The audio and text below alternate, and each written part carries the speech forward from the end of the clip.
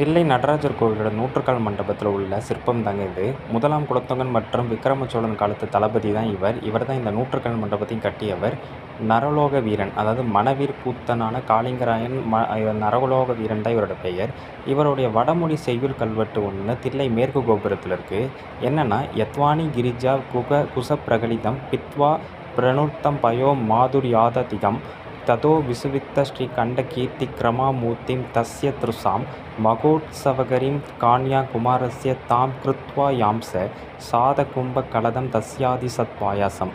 அதாவது மலைமகளான பார்வதி ஸ்தானத்திலிருந்து பாலை பருகி கலைமகளோட அருளை பெற்று ஆனந்த கூத்தாடும் அந்த கண்டன்னா சிவபெருமான் புகழை பாடும் ஆளுடைய பிள்ளையார், அதாவது திருஞான சம்பந்தருடைய பொன் திருமேனி தங்க திருமேனியை நிறுவி அதற்கு பாயாசம் படைக்க நரலோக வீரன் ஏற்பாடு செய்தார். ஏன்னா உமையமைட்ட பால் உண்டிருப்பார் பார்த்தீங்களா, அதை சொல்லி இந்த குறிப்பை மேற்கோள் காட்டுறாங்க.